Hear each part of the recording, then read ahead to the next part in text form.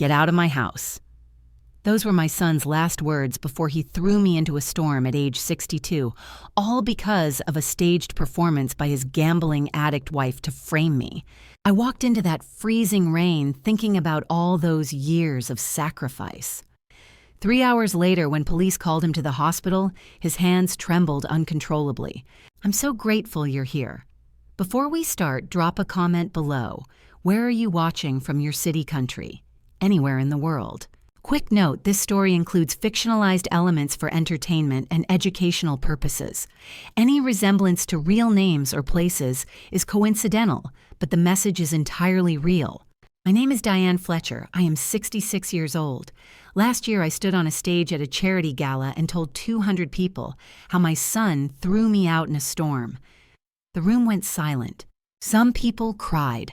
Others stared mouths open, unable to believe a son could do that to his mother. But let me take you back to where it all began. 4 years earlier, in October of 2021, I believed I had everything. I lived in a quiet Portland suburb with my son Stephen, his wife Amber, and their 4-year-old daughter Hannah. The house had pale yellow siding and a small front porch where Stephen had hung a wooden swing. Inside, family photos covered the walls. Hannah's drawings filled the refrigerator held in place by strawberry and ladybug magnets. My husband William had died 5 years before, a sudden heart attack. One morning he was drinking coffee and reading the newspaper. By evening he was gone. After the funeral, after selling our small home and settling the estate, I gave Stephen and Amber $120,000. It became the down payment for this house, 4 bedrooms, 2 bathrooms, and a backyard where Hannah could play. I moved into the small bedroom on the first floor beside the laundry room. I didn't mind. I wanted to be useful. I wanted to matter. Every morning I woke at 6. I brewed coffee, cracked eggs into bowls, sliced bread for toast. By 6:30, the kitchen smelled of butter and cinnamon. Hannah would come padding down the stairs in her pajamas, hair sticking up wildly, rubbing sleep from her eyes. "Grandma," she'd call, and my heart would swell. She always said my name first. I'd lift her onto the counter, kiss her forehead, pour milk into her cup. She'd tell me about her dreams, her imaginary purple dinosaur, and her request for pancakes shaped like butterflies. Stephen came down next, already dressed for work in a button-down shirt and khakis. He worked long hours as a software engineer downtown. "You're the best mom," he'd say, taking the coffee I'd poured. "I don't know what we'd do without you." I smiled every time. Those words made the early mornings and endless chores feel worthwhile. I was needed. Amber appeared last, always rushing, always distracted. She worked in marketing, coordinating campaigns for a downtown firm. She grabbed her coffee, barely glanced at breakfast, kissed Hannah's head, and hurried out the door. But I noticed things. The way Amber's smile tightened when Stephen asked my opinion before hers. "Mom, what do you think about refinancing? Or Mom, should Hannah do soccer or swimming?" Amber would pause coffee halfway to her lips. Her eyes would flicker, just for a second. Then the smile returned. I told myself I was imagining it. Amber loved me. She was grateful for the childcare, the housework, the money that made this life possible. I was wrong. One evening in late September, I folded laundry in the living room while Stephen worked on his laptop. Amber stood in the kitchen doorway, arms crossed, watching us. Stephen laughed at something I said about a sock losing its match, and I laughed too. When I looked up, I caught Amber's face. Hard, cold, jaw-clenched eyes narrowed. Then she blinked, the mask slipped back on, and she smiled before walking away. I didn't understand it then. But Amber was already planning, already planting doubts that would soon destroy everything. Over the next 6 months, the lies began small, so small I almost missed them. It was April when I first noticed Amber's voice change. I was in the kitchen washing lunch dishes when she came home early from work. Hannah sat at the table with crayons coloring a rainbow. I had given her carrot sticks for a snack. She ate 2, then pushed the plate away. "Grandma, I don't want them." "Just 3 more bites, sweetheart. They're good for your eyes." Hannah scrunched her face and shook her head. She made that soft pre-cry sound 4-year-olds use when they're testing limits. Then Amber walked in. She dropped her purse, saw Hannah's face, and her expression shifted instantly. "What's wrong, baby?" "Grandma's making me eat carrots." Amber scooped her up. "Oh, sweetheart, you don't have to eat anything you don't want to." She looked at me over Hannah's shoulder. Her voice was sweet, but her eyes weren't. Mom, she said she didn't want them. I was just trying to... I know. Maybe next time let me handle it. That night, I passed their bedroom carrying laundry and heard my name. Your mom made Hannah cry today, Amber said, over carrots. She wouldn't let it go. My stomach dropped. That wasn't what happened. Stephen's voice was quieter. Mom's just trying to help. I know, but it's a lot sometimes. The constant hovering. I stood there holding clean towels, feeling like I'd been slapped. In June, it happened again. Hannah had been cranky for days, rubbing her eyes by noon. I suggested an earlier nap. Just a thought, I said gently. Maybe 12:30 instead of 2. Amber smiled, thanked me, said she'd think about it. That weekend, Stephen approached me. Mom, did you tell Amber she's putting Hannah down at the wrong time? No, I just suggested. She said you criticized her parenting. Stephen, I didn't. I know you mean well, but Amber's her mother. We need to respect that. My face burned, of course. He kissed my forehead. Maybe run things by me first. I nodded and swallowed the hurt. By August, the lies were bolder. Stephen came to me one afternoon uncomfortable. Mom, did you complain about Amber's cooking? What? She said you told me her spaghetti was too salty. That's not true, I said. You believe me, don't you? He hesitated. Just a second, but I saw the doubt flicker. Of course, he said. She must have misunderstood. But the seed was planted. I started noticing things. Amber checking her phone, obsessively angling the screen away, intercepting the mail before Stephen saw it. Credit card statements that used to sit on the counter disappearing. One night at 2 a.m, I found her in the home office. The computer glowed in the dark. Her shoulders were tight. When she heard me, she closed the window so fast the cursor blurred. Can't sleep, I asked. Work stuff. Her smile was too bright. You should go back to bed. I should have asked questions. I didn't want to cause trouble. I told myself I was imagining things.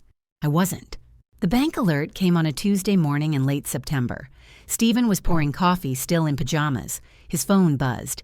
He glanced down and went pale. What the hell, he whispered. I looked up. What's wrong? He didn't answer. His hands shook as he stared at the screen. Amber stepped into the doorway, makeup half-done, curling iron in hand. She saw his face, saw the phone. Her body went rigid. She knew exactly what that alert meant. And in that moment, I understood whatever was coming, Amber had planned for it. She just hadn't expected it to happen this soon. Stephen began moving through the house like a ghost. His shoulders stayed tight, his jaw clenched. At breakfast, he stopped making eye contact with me. When Hannah asked him to play blocks, he said he had work calls. He never had work calls on Saturday mornings. Amber changed too, but differently. She watched me. Every time I entered a room, her eyes followed. When I reached for my phone, she glanced up. When I opened my purse, she straightened in her chair. I told myself I was imagining it. Tuesday evening, I heard them talking behind their bedroom door. The words were muffled, but the tones were clear. Stephen's voice rose and fell, anxious, confused. Amber's stayed calm, steady, almost soothing. The conversation lasted an hour. When they came downstairs, Stephen's eyes were red. Everything okay? I asked. Fine, Mom, he said without looking at me. Wednesday morning, I made pancakes. Hannah ate 3. Stephen ate half of 1. Amber pushed hers around the plate and kept checking her phone. I asked if she wanted to go to the farmer's market with me and Hannah later. She said no, she had errands. I didn't ask which ones. By Thursday, Stephen started asking strange questions. Had I been to the Hilton downtown recently? Did I know anyone with the initial J? Had I applied for any new credit cards? I laughed nervously. Why would I need a credit card? I have savings. He nodded slowly. Right, of course. That night, I noticed my Bible had been moved. It always sat on my nightstand with the spine facing out. Now the spine faced in. Someone had touched it. I opened it. Everything looked normal. I told myself I must have moved it and forgotten. Friday arrived with heavy gray skies. Rain hung in the air, metallic and sharp. Hannah wanted to bake cookies, so I pulled out flour and sugar. Amber stayed upstairs. Stephen shut himself in his office. At 4 p.m, Amber's voice drifted down from the top of the stairs. Stephen, you need to see this. Her tone made my stomach drop. It was the voice people use when they've found something terrible. I stood frozen at the counter, flour on my hands, listening to footsteps, drawers, opening doors, closing. Then silence. Stephen's voice broke it low and sharp. "Where did you find this?" I wiped my hands on a towel and walked toward the stairs. Before I reached the first step, Stephen appeared at the top. He held papers, my phone, my Bible. His face was white. "Mom," he said, his voice cracked. "We need to talk." I climbed slowly. My legs felt heavy. Amber stood behind him in the hallway. Her eyes were red, but her expression wasn't angry or sad. It was something else. Stephen held up my phone. "There's a text message from someone named Jay." "I don't know anyone named Jay." He showed me the screen. The message was short, intimate, thanking me for last night, mentioning a hotel. "That's not mine," I said. "I didn't send that." He held up a receipt. "This was in your desk drawer. Hilton Hotel, 2 weeks ago." "I've never been there." He opened my Bible. Cash spilled onto the floor, 20s, 50s, 100s. $200, Stephen said quietly. "Hidden in your Bible." Amber began to cry. She didn't look at me. "Stephen," I said, shaking, "none of this is mine." He held up one final paper. A credit card approval letter with my name. "The $5,000, Mom," he said. "Where did it go?" Rain began tapping the windows. "I didn't take anything," I whispered.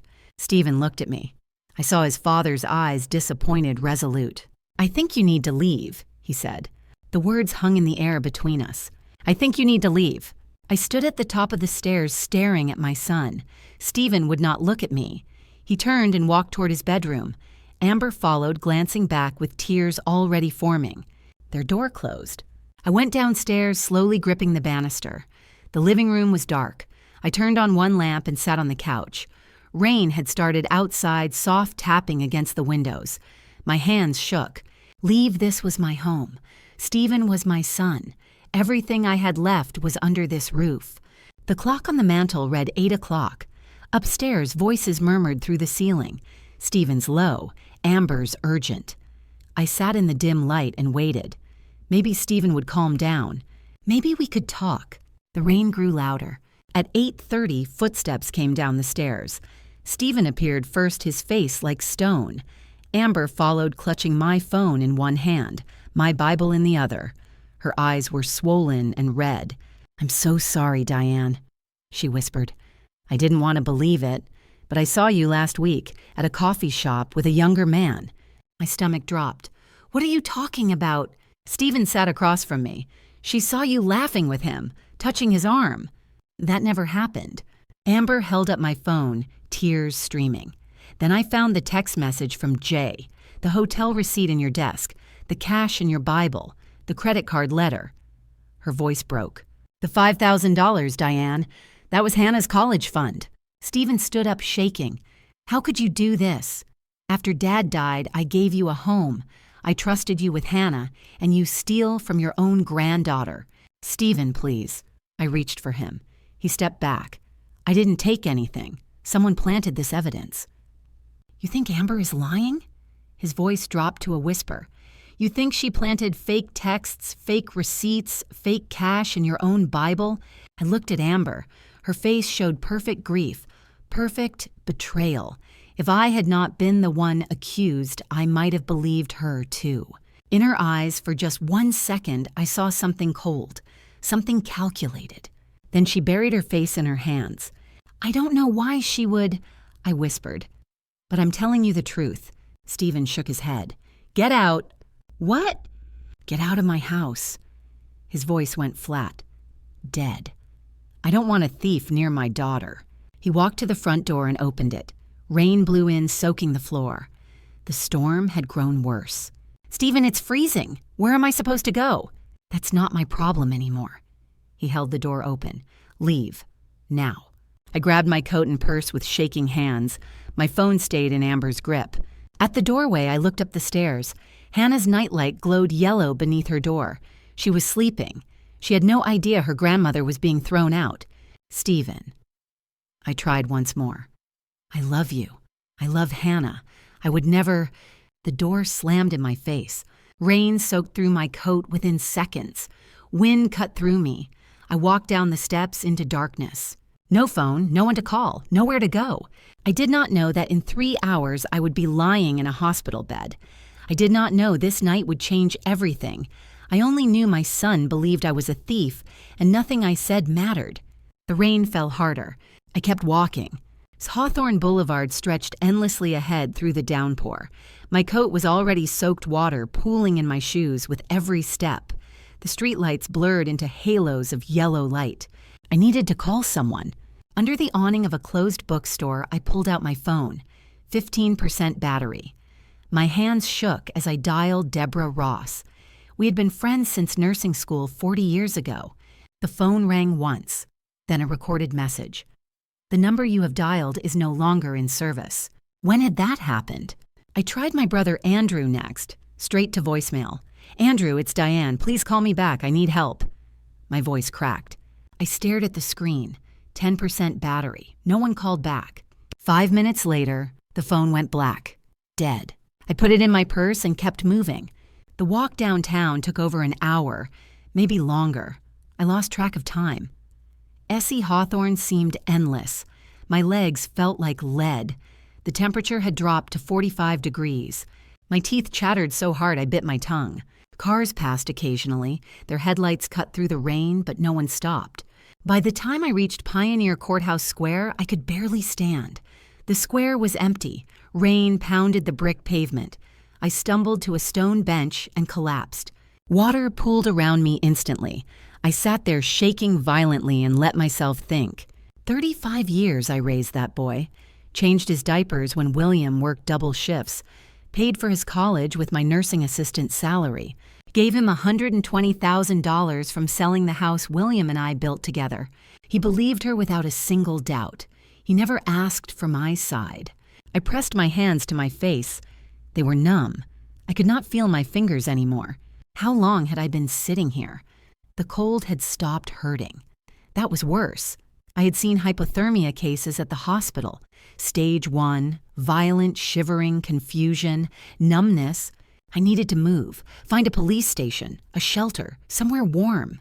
I tried to stand. The world tilted sideways. I grabbed the bench and waited for the dizziness to pass. When I finally stood, my legs almost gave out. Burnside Street. There was a police precinct near Burnside, or maybe a diner, anything. I started walking again slower now. Each step took effort. My wet clothes clung to me like ice. My coat weighed 10 pounds. Burnside Street appeared through the rain ahead. A major intersection. Cars moved past despite the late hour, their headlights reflecting off wet pavement in long streaks. I reached the curb. The light was red, but no cars were coming from the left. I stepped off the curb. Headlights suddenly blazed from my right. Brakes screamed. Tires screeched on wet asphalt. Then pain. Nothing but pain. The impact threw me sideways. My shoulder slammed into a car hood. My head cracked against pavement. Everything went white. When my vision cleared, I was lying on wet asphalt in the middle of Burnside Street. Rain pounded my face. Something warm ran down my forehead into my eyes. Blood. A car door slammed. Footsteps splashed through puddles running toward me. "Oh my God, ma'am, are you okay? Don't move, stay with me." A woman's face appeared above me. She looked about 45 with short dark hair plastered to her face from the rain. Her hands hovered over me, shaking. "I'm so sorry," she said. Her voice cracked.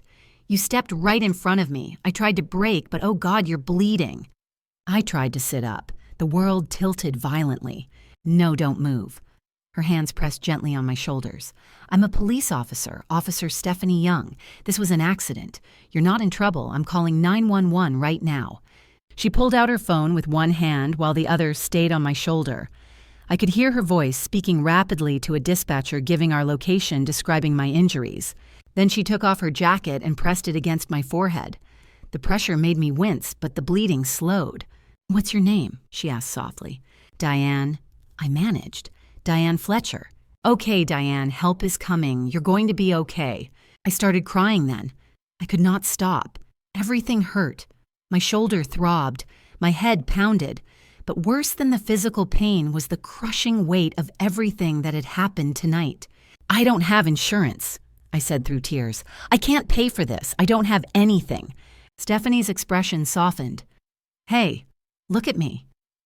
She waited until my eyes focused on hers. "You're hurt. We're going to help you. That's all that matters right now." "Okay."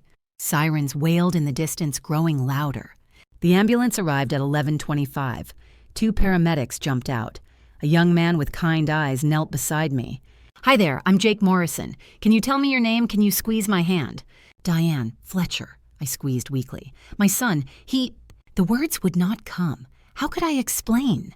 "We've got you, Diane," the other paramedic said.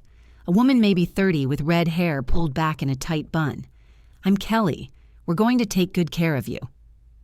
They moved efficiently, checking my vitals, examining the gash on my forehead, feeling along my shoulder and ribs. Jake spoke into his radio while Kelly started an IV line. Stephanie stood up as they loaded me onto a stretcher. "I'm the driver," she told them. "I'm coming with her to the hospital." "You don't have to—" I started. "I know," Stephanie interrupted. She climbed into the ambulance behind the stretcher. "But I'm coming anyway." During the ride, Stephanie held my hand. She talked to me the whole time, asking simple questions to keep me conscious. Where was I from? How long had I lived in Portland? Did I like the rain? I answered as best I could. Her voice became an anchor, something solid in the chaos. We arrived at Legacy Emmanuel Medical Center at 11:50. The ER doors burst open. Nurses swarmed around my stretcher. Stephanie walked beside me, still holding my hand, until they wheeled me into an examination room. Dr. Emily Lawson was young, maybe mid-30s, with steady hands and a calm voice. She stitched the gash on my forehead. 4 stitches. She ordered a CT scan and x-rays. An hour later, she returned with results. "You're very lucky," she said quietly. "No broken bones, no serious head trauma, but you could have died out there."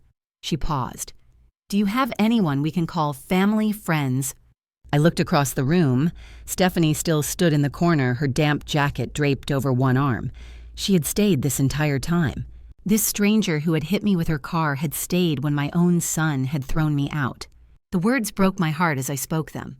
"I don't have anyone." Stephanie heard me say I had no one, and she refused to leave. She pulled a chair to my bedside at 2 in the morning. The ER had gone quiet. Most patients were gone, fluorescent lights humming in the small curtained space. "Diane," she asked gently, "what were you doing out in that storm alone at 62? The story poured out through tears. My son, his wife's lies about money, fake text messages, a hotel receipt cache hidden in my Bible, a credit card notice. Stephen believing everything without asking me a single question, the confrontation, the rain." Stephanie's expression hardened with every detail. When I finished, she leaned back, jaw clenched. "Your son threw you out tonight in this weather." Her voice tightened.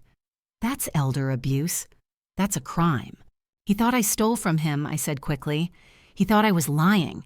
"He's your son," she said, leaning forward. "He should have listened. He should have protected you." I had no answer. She stayed beside me in silence. Around 4 in the morning, she pulled out her phone. "I'm calling someone," she said. "A friend who runs a nonprofit. She helps women in crisis. I don't need—" "Just listen," she said softly, "please." Dr. Judith Campbell arrived at 6. She was 58 silver streaks in her hair, eyes warm but sharp, as if she could read my entire life at a glance. "My name is Judith Campbell," she said, taking Stephanie's chair. "I run Haven House, a shelter for women in crisis, homelessness, abuse, family abandonment. Officer Young thought you might need a safe place." "I have money," I insisted. $60,000. I don't need charity." Judith didn't flinch. "This isn't charity. It's community." She leaned forward. "You were hit by a car 3 hours ago. You're traumatized.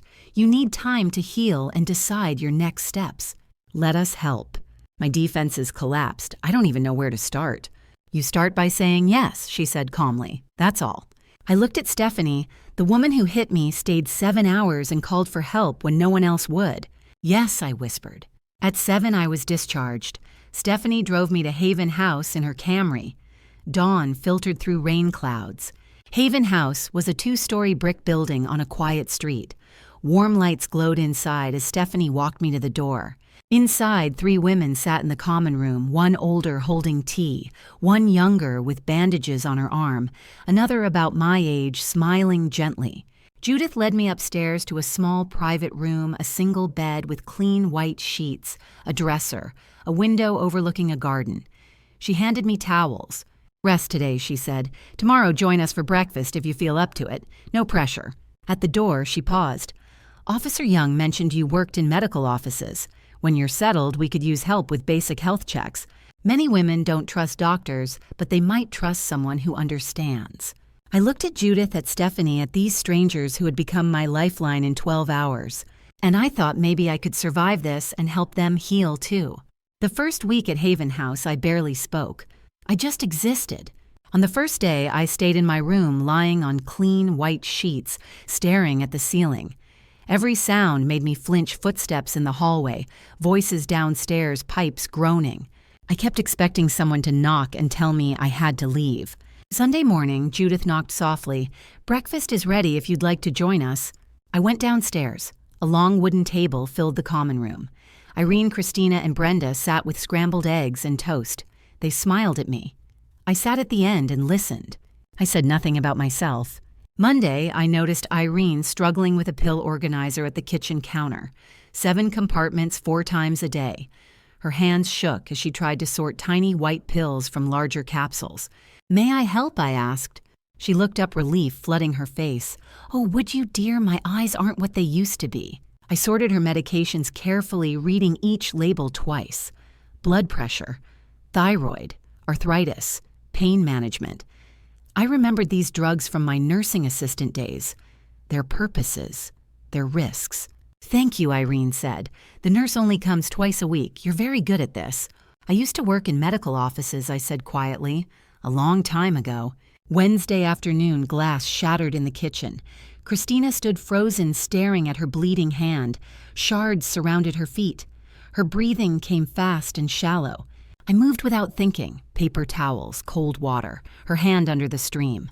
"Look at me," I said calmly. "Breathe in for 4. Hold. Out for 4. You're safe." Her breathing slowed. I cleaned the cut, applied ointment, wrapped it in gauze, speaking steadily the whole time. "You should be a nurse," Christina said afterward. I smiled faintly. Life got in the way. Friday evening, Brenda joined me for tea. "My son said I was too negative," she said after a long silence. "His wife didn't want me around the grandkids." Then he stopped answering my calls. 2 years ago. My eyes filled. My son threw me out a week ago because his wife lied. Brenda looked up. Our eyes met. "You understand," she whispered. "The worst part isn't the betrayal. It's that it's your child." We reached across the table and held hands. We cried together. Saturday morning, Judith called me into her office. "I've been watching you," she said. "How you helped Irene. How you calmed Christina. How people trust you." She leaned forward. "We need someone like you. Health coordinator assistant. Paid. $15 an hour, 20 hours a week." I stared at her. "I haven't worked in 10 years. "You've been working all week," she said gently. "Think about it." 2 weeks later, I used my savings to rent a small studio apartment 3 blocks away, 400 square feet, 1 window, clean and simple. I moved in with 1 suitcase. Stephanie helped me buy sheets, towels, dishes, a lamp. She brought yellow daisies that evening. "I'm proud of you, Diane." Tears filled my eyes. "It's been so long since anyone said that." She squeezed my hand. "Get used to it." That night, I stood alone in my studio. The narrow bed, the tiny kitchen, the single window. It was mine. For the first time in years, I didn't need permission to exist. I didn't need to shrink myself. That small studio became my foundation. From there, I would rebuild everything. But it would take time. 3 long years. 3 years. That's how long it took to rebuild a life from nothing. Year 1 foundation. October 2021, I accepted the job. Health coordinator assistant. $15 an hour, 20 hours a week. It felt like someone had handed me my dignity back. In November, I enrolled at Portland Community College for a community health worker certificate, a 9-month program. I was 62, sitting in classrooms with students young enough to be my grandchildren. I worked mornings at Haven House and attended classes at night. My brain hurt. I hadn't studied in 40 years, but I showed up every single day. Residents began asking for me by name. "Ms. Diane listens," they told Judith. "She doesn't judge. She makes me feel important." By spring 2022, word spread. Referrals increased. Women arrived who had been cast out like me, women whose families had discarded them when they became inconvenient. July 2022. I graduated top of my class at 63. Stephanie and Judith came with flowers. When my name was called and I crossed that stage, my first thought was, I wish Stephen could see this. My second thought was quieter. I did this without him. Year 2. Growth. In August 2022, Judith promoted me to Health and Wellness Coordinator, full-time, $22 an hour. I specialized in elder care and family mediation. The work healed something broken inside me. That fall, Haven House received a grant and opened a second location. I trained new staff, built protocols, created systems for intake and follow-up care. In January 2023, I became Associate Director of Health and Wellness, a salaried position managing 3 coordinators across 2 locations. I saw Dr. Ann Henderson weekly. She helped me untangle 35 years of motherhood from one night of betrayal. She taught me I could love my son and still have boundaries. That grief and growth could exist together. At night, I journaled. Sometimes I wrote letters I never sent. Dear Stephen, today I helped a woman abandoned by her daughter.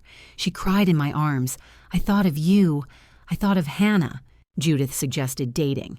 You're only 64. You deserve companionship. I smiled.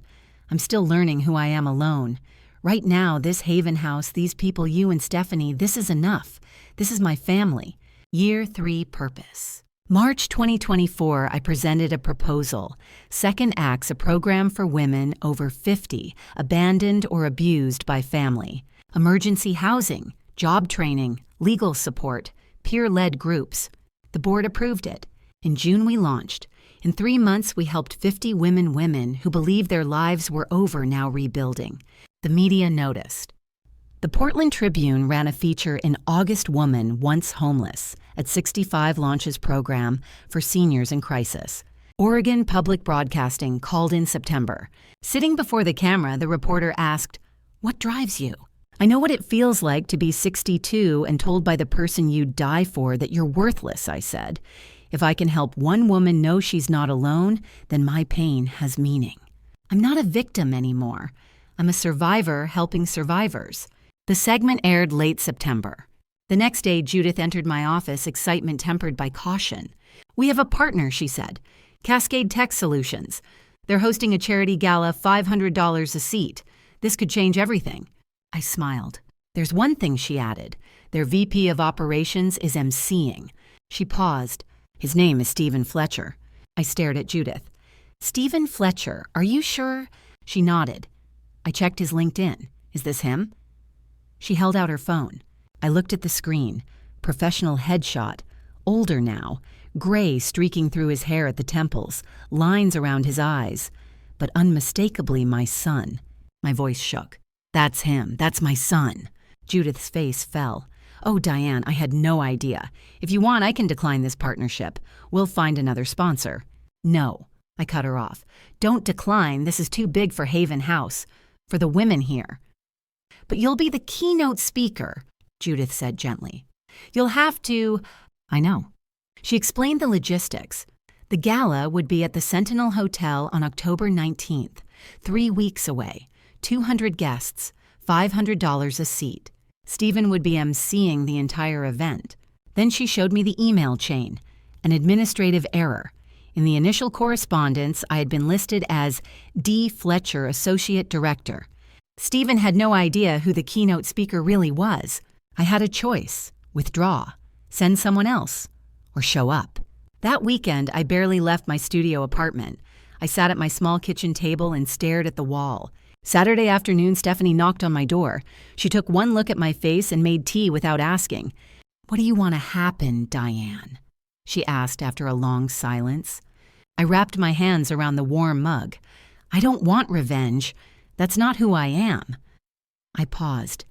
"But I want him to see who I became without him. I want him to understand that throwing me away didn't destroy me. It freed me." Stephanie leaned forward.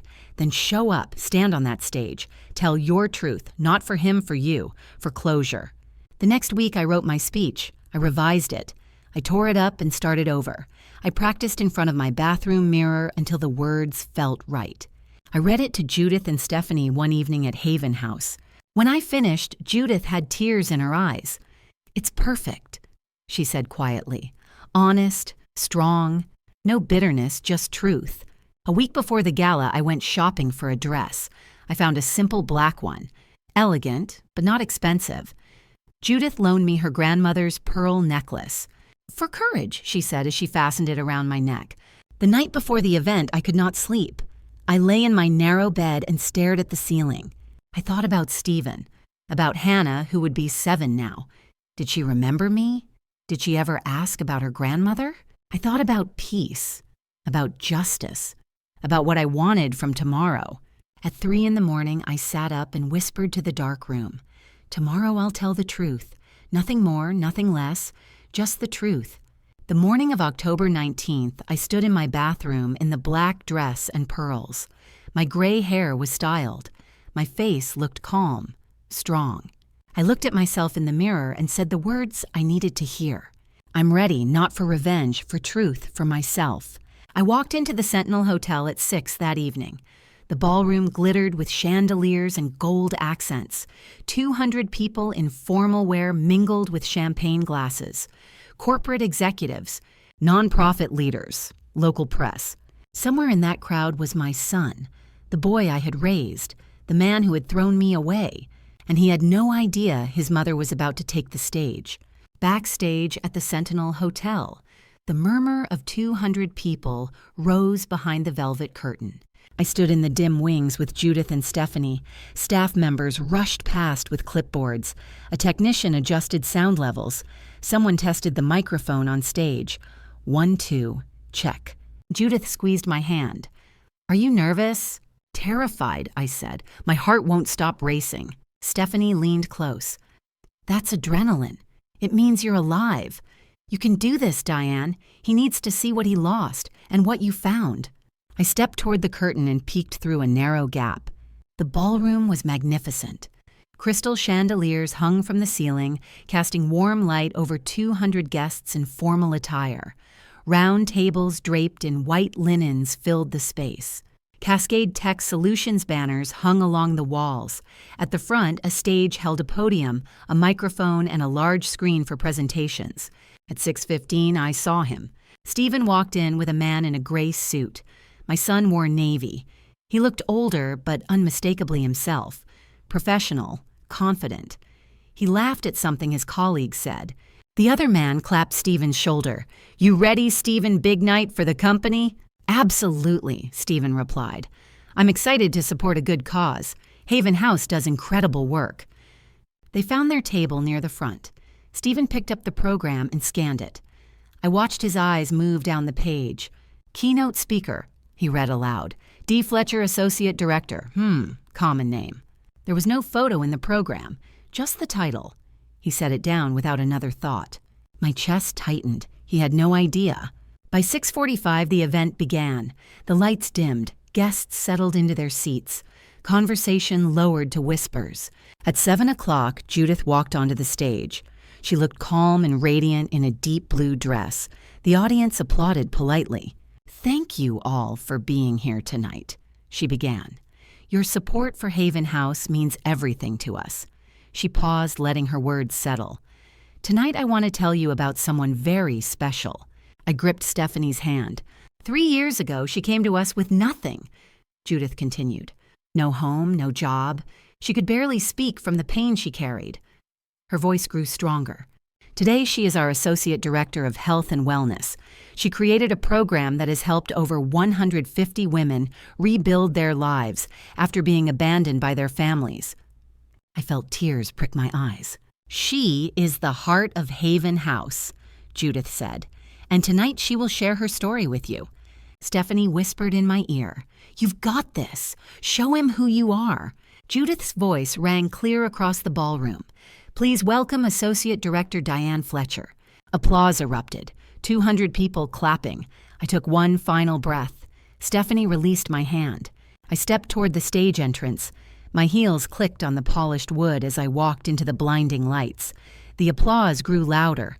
I kept my eyes on the podium, focusing on each step. Then I looked out at the audience. 3rd row, center seats. My son. Stephen's face had drained of all color. His mouth opened slightly. His hands gripped the edge of the table. He stared at me like he was seeing a ghost. because to him I was. Before I reveal what happened next on that stage, I need to ask, do you think Stephen deserves forgiveness after what he did? Comment yes if you believe in second chances, or no if some betrayals are unforgivable. Let me know below. And please note, the story ahead contains fictionalized elements for narrative purposes. If you prefer not to continue, feel free to stop here. The stage lights hit my face as I walked toward the podium with calm, measured steps, and then our eyes met. Stephen glanced up when the applause began. Then he looked again, closer, his eyes widened. I kept walking, professional and steady, from the left entrance to the center podium where Judith waited with the microphone. The lights were warm. I could see the first rows clearly. Beyond them, darkness. Stephen sat in the third row center seats, Greg Thompson beside him. Stephen's face went white. His mouth opened, but no sound came out. Judith handed me the microphone. I took it with steady hands. "Thank you, Judith," I said, calm and clear. Then I turned slightly, looked at my son. "Thank you, Stephen." The program in his hands began to shake. The paper trembled until it slipped free and scattered across the floor. He half stood, then froze. His legs failed him. He stared at me with an expression I had never seen: shock, disbelief, horror. He whispered a word I couldn't hear, but I knew it. "Mom." I did not answer. I faced the audience. Stephen collapsed back into his chair. His hands flew to his mouth. Greg Thompson leaned toward him. "Stephen, are you okay? You look like you just saw a ghost." Stephen couldn't speak. He only stared. Murmurs spread through the room. People sensed something unfolding, though they didn't know what. I gripped the podium with both hands, not for effect, but to steady myself. My heart pounded. I breathed and looked out at 200 faces, curious, confused, waiting. Behind me, the screen showed the Haven House logo. In front of me sat strangers, and in the third row, the son who had thrown me into a storm 3 years earlier. I leaned toward the microphone. "Good evening," I said. "My name is Diane Fletcher. I am 65 years old." Pause. Let Stephen hear it. 3 years ago, I had a son, a daughter-in-law, a granddaughter. I had a home. I believed I had a family. Stephen's hands shook as he pressed them to the table. One night in October 2021, my daughter-in-law accused me of stealing money. She planted fake evidence texts on my phone, hotel receipts in my drawer, cash hidden in my Bible. My voice stayed even. My son believed her, without asking my side, without questioning the proof. He threw me out during a rainstorm. The ballroom went silent. I was 62. I had nowhere to go, no one to call. I walked for hours until a car hit me in a crosswalk. Gasps rose. The woman who hit me was an off-duty police officer named Stephanie Young. She stayed with me at the hospital. She called a nonprofit called Haven House. They took me in that night. I paused. 3 years ago, I arrived at Haven House with nothing. Today, I am the Associate Director of Health and Wellness. I created Second Acts, a program for women over 50 abandoned by their families. In 1 year, we helped over 150 women rebuild their lives. Applause swelled. I raised a hand, quieting it. "I'm not sharing this for sympathy," I said. "I'm sharing it because every woman in our program has a similar story. A child who stopped calling a partner, who left a family who decided they were too old, too difficult, too expensive to love." My eyes found Stephen. Silent tears streamed down his face. "I'm sharing this because the woman who discarded me did me a favor. She freed me to discover who I was without shrinking myself. She freed me to build a family of choice instead of obligation." I took a breath. "And I'm sharing this because my son is sitting in the third row, and he had no idea his mother was standing on this stage." Then I told them everything, and the room was ready for truth. 3 years ago, in October 2021, on a stormy night, I was homeless. I let the words hang in the air. I was not homeless because of addiction, not because of mental illness or poor choices. I was homeless because my son threw me out of his house in the middle of a storm, based on a lie. Murmurs rippled through the audience immediately, shocked faces, people leaning toward each other, whispering. In the third row, Stephen's head dropped into his hands. His shoulders began to shake. I kept going. For 5 years after my husband William died, I lived with my son and his family. I was a widow. I gave them $120,000, my entire life savings, to help buy their house.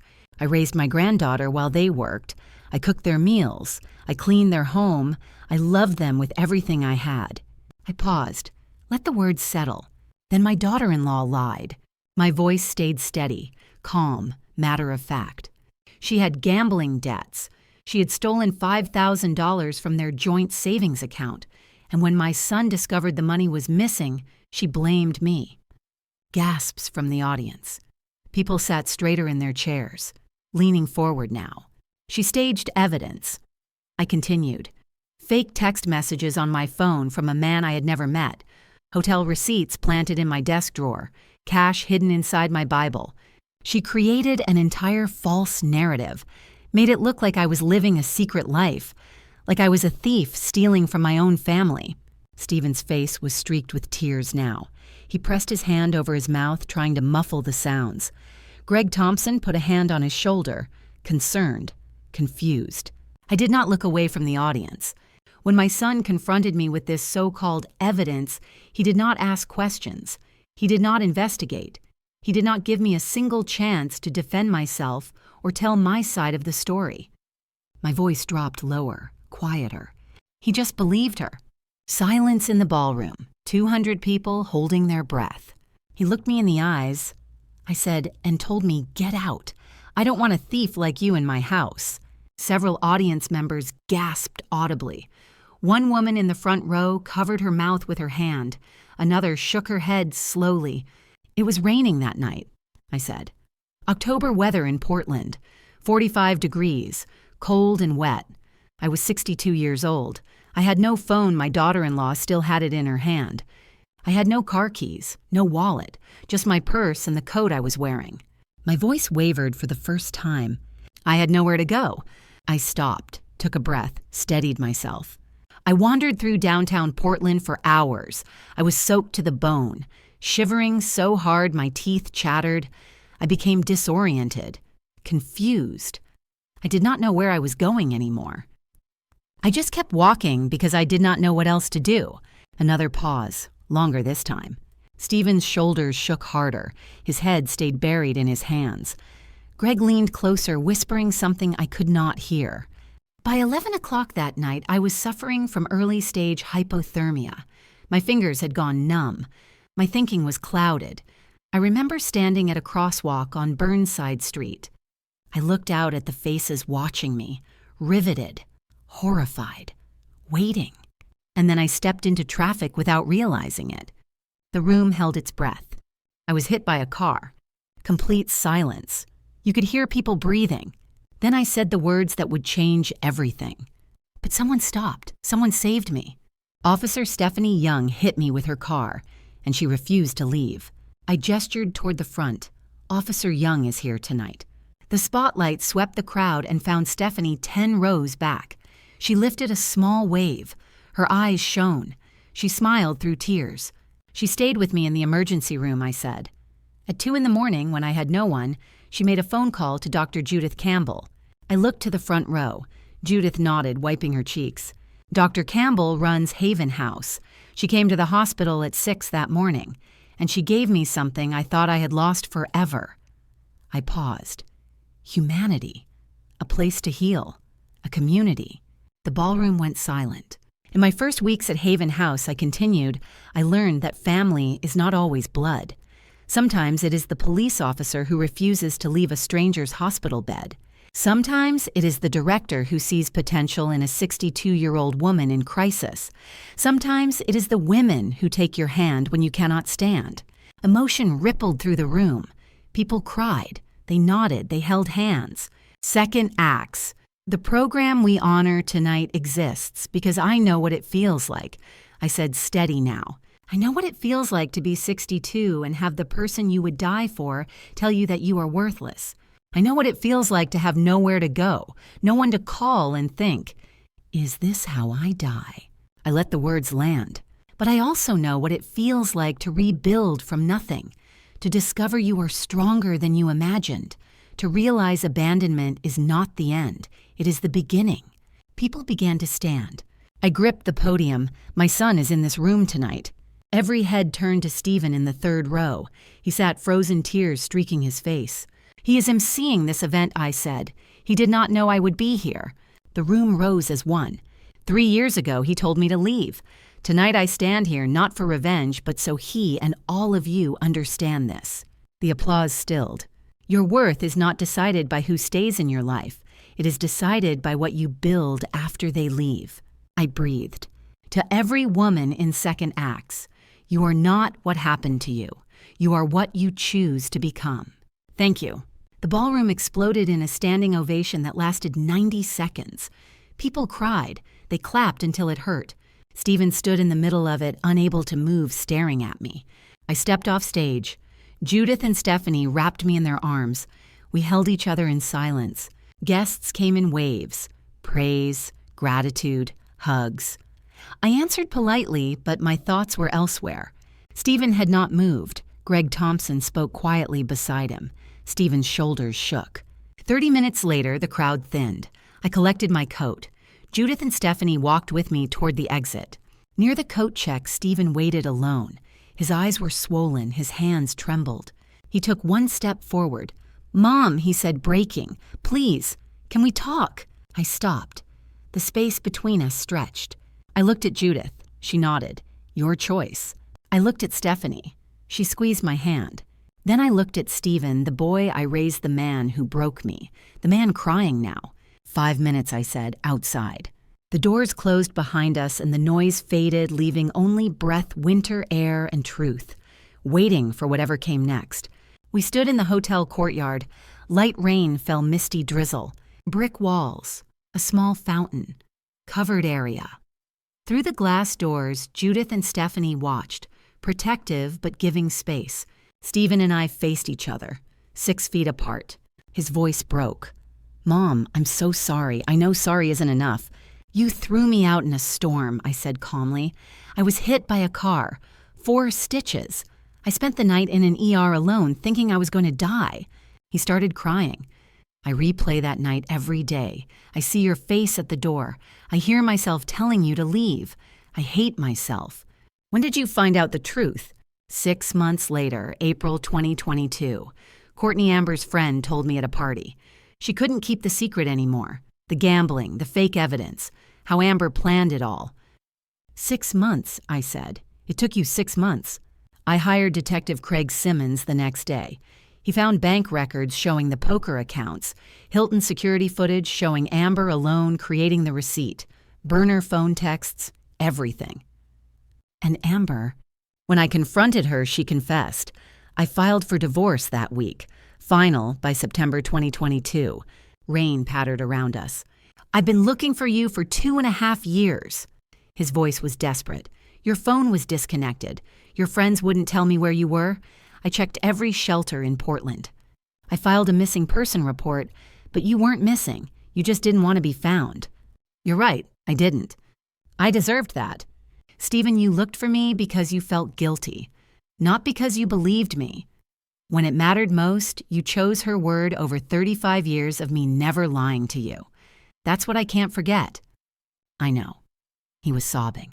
"I failed you. It was unforgivable. But please, I have forgiven you." He looked up. Hope flickered. "You have, for my peace, not yours." He stopped. "What does that mean?" "It means I don't hate you. I hope you're healthy and happy. But it doesn't mean I want you back in my life the way it was." His face crumbled. "Mom, please. Hannah asks about you every day. She draws pictures for you. She cries. She's 7 now and she remembers you. She asks, 'When is Grandma coming home?' I don't know how to answer." My face softened. Tears welled. "How is she?" "Smart. Funny. She looks like you. Same smile. 2nd grade. Ms. Taylor's class. She loves art and reading." His voice broke. "She misses her grandma. I think about her every day. Every morning I wonder if she still remembers me." "She does. I promise." He pulled out a business card. "I'm not asking for everything to go back. Just coffee once a month.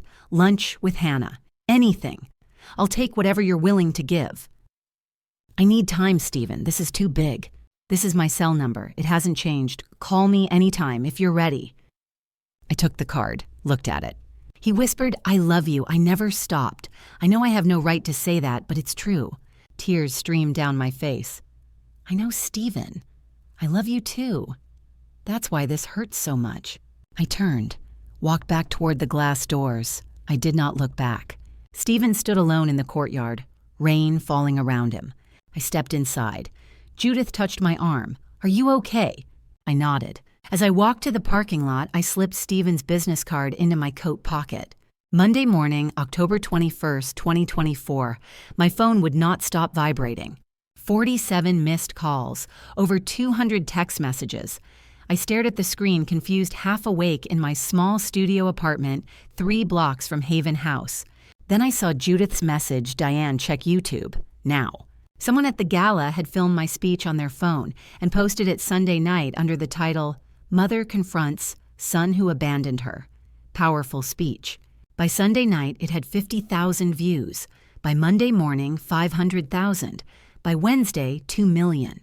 The comments overwhelmed me. I'm the son who did this to my mother. I'm crying. I need to call her now. My daughter discarded me 3 years ago. I thought I was alone. Thank you. This is the face of elder abuse. Share this everywhere. Media requests flooded in Good Morning America Story Corps from NPR local Portland stations. I ignored them all. But I couldn't ignore what Judith told me Thursday. Donations are up 300%, she said. We can expand second acts to 2 more cities. Haven House received calls from donors nationwide. Women reached out asking how to join the program. My story, our story, was helping people. Stephen's emails began that first week. He sent them to Haven House's general inbox. I saw the subject lines but didn't open them. Week 1. Mom, I don't expect a response. I just need to say I'm sorry again. Week 3, I told Hannah I saw you. She cried with happiness. For 6 weeks, I left them unopened.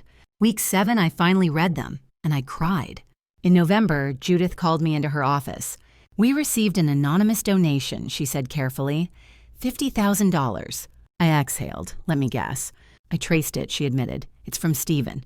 Anger rose in my chest. He's trying to buy his way back. Judith stayed calm. Maybe. Or maybe he's supporting what you built. Those aren't the same thing. Handwritten letters followed. 4 of them spread across November.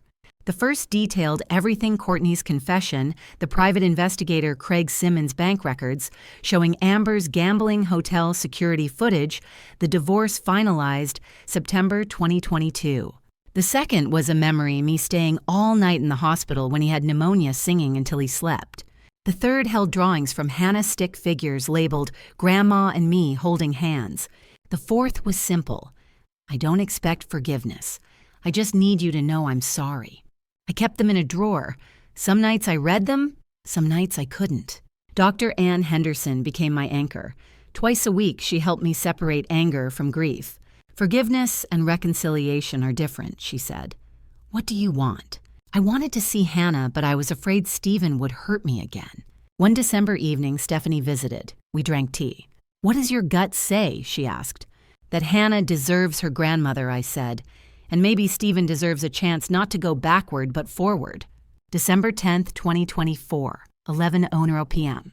After deleting 2 drafts, I sent this. Stephen, I'm willing to have lunch. Public place, 1 hour, no promises. Let me know. Diane. At 11:03 p.m., his reply arrived. Yes, anytime, thank you. I sat alone staring at the screen. 1 step forward. December 18th, 2024. The Garden Bistro, a busy lunch spot in downtown Portland. Neutral territory. I arrived at 11:50 a.m., chose a corner table and ordered coffee. Stephen walked in at 11:58. He looked anxious, thinner than he had at the gala. We sat across from each other. The greeting was awkward.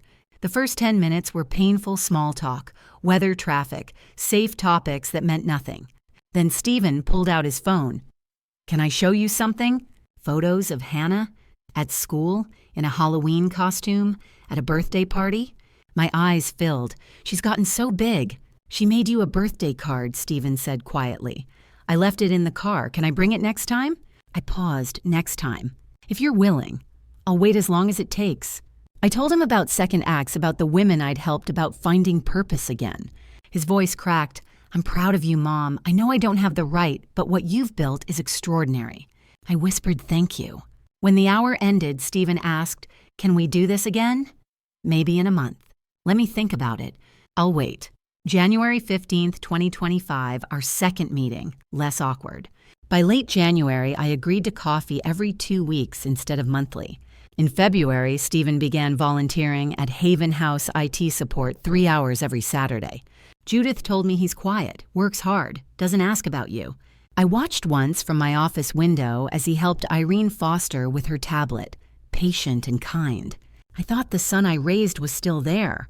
March 10th, 2025, I agreed to see Hannah, Laurelhurst Park, 2 p.m. on a Sunday. Judith came for support and waited on a distant bench. Stephen arrived with Hannah, now 8. She saw me froze, then ran.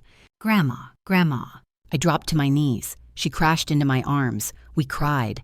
"I missed you so much." "Where did you go?" "I missed you too," I told her. 2 hours passed in the park. Drawings, stories, swings, laughter. Stephen watched from a bench 10 meters away, tears streaming, never interrupting. Before leaving, Hannah asked, "Can I see you next week?" I looked at Stephen. He nodded. "Yes, next week." Weekly park visits followed. In April, Stephen asked if I'd attend Hannah's school play. May 15th, 2025, I went. Hannah played Tinkerbell. I sat in back. Stephen sat ahead. Afterward, Hannah introduced me to her teacher. "This is my grandma. She helps people who need families." June brought our first dinner together, all 3 of us. It felt almost normal. I didn't stay overnight. I wasn't ready, and I might never be. In July, Stephen asked a harder question. "Would you want us at your ceremony?" "The Governor's Volunteer Award," he explained. I asked for time. By late July, we had boundaries, weekly dinners with Hannah, bi-weekly coffee, no talk of returning to the past. "I forgive you," I told Stephen, "but this is our normal." "I'll take whatever you give," he said. In early August, I decided they could come. 2 months later, in October 2025, I would stand on another stage not to confront, but to celebrate how far we had come. October 15th, 2025, the Governor's Volunteer Award Ceremony, Oregon Convention Center. 500 guests, 4 years to the day after the storm.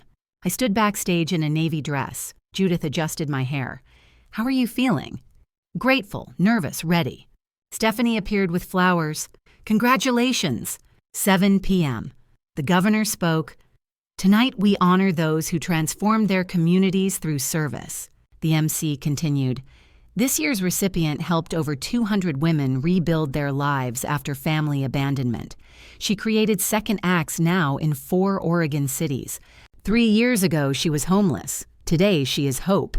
The audience came into focus. Front row, Judith beaming. Row 2, Stephanie filming and crying. Row 3, Haven House residents with handmade signs. "Thank you, Ms. Diane. You saved my life." Row 5, Irene, Christina, Brenda, standing, waving. Row 12, Stephen and Hannah. Hannah bounced, "That's Grandma." I walked to the stage, received the Crystal Award, stepped to the microphone. "Thank you, Governor Martinez. This award doesn't belong to me alone. 4 years ago, I had nothing. Officer Stephanie Young found me at my most desperate. Dr. Judith Campbell gave me purpose. To the 200 women we've helped, this is your award. You did the work. I just held the door open." I glanced toward Stephen and Hannah. Family is complicated. There are families of blood, families we build, and families that break and rebuild slowly, carefully. Stephen covered his mouth, tears streaming. "To anyone abandoned or told they are worthless, you are not your worst moment. We are defined by what we build afterward." "Thank you." Standing ovation, 90 seconds. I stepped off stage into Judith and Stephanie's arms. Haven House residents swarmed, hugging, crying, celebrating. Hannah ran to me. "Grandma, you won." I lifted her. "We all won, sweetheart." Stephen stood back. "Congratulations, Mom. I'm so proud of you." "Thank you for coming, both of you." His lips moved silently. "I love you. I'm sorry." I nodded with a small smile. Outside, the cool October evening wrapped around us. Judith on my left, Stephanie on my right, arms linked. Stephen and Hannah 3 meters away. I turned and waved. Hannah waved back enthusiastically. Stephen lifted his hand slowly. In that moment, standing between the family I had lost and the family I had found, I understood healing isn't about erasing the past or returning to what was. It's about building something new from broken pieces. Today, Second Acts operates in 6 cities and has helped 350 women. I see Hannah weekly. Stephen and I have dinner monthly. Our relationship is fragile but growing. People ask if I'm angry about that night, October 8th, 2021. I'm not. It led me here. To this purpose. To people who chose me when I had nothing.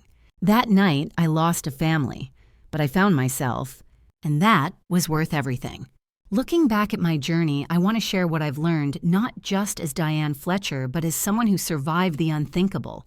Don't be like I was. I gave everything $120,000, 5 years unconditional love without protecting myself. I trusted blindly because he was my son. But trust without boundaries isn't love. It's vulnerability waiting to be exploited. Protect your finances, maintain independence, and never sacrifice your entire identity for someone else. These family drama stories teach us that blood doesn't always mean loyalty. Too many family drama stories end with elders losing everything. The biggest lesson: God doesn't waste our pain. When I was on that wet pavement in October 2021, I thought God had abandoned me, but He was redirecting me. The storm that destroyed my old life became the foundation for my new purpose. Stephanie Judith Haven House, they were God's hands catching me. In grandma stories like mine, there's always a moment when you realize sometimes God removes people to make room for your destiny. These grandma stories aren't just about loss, they're about resurrection.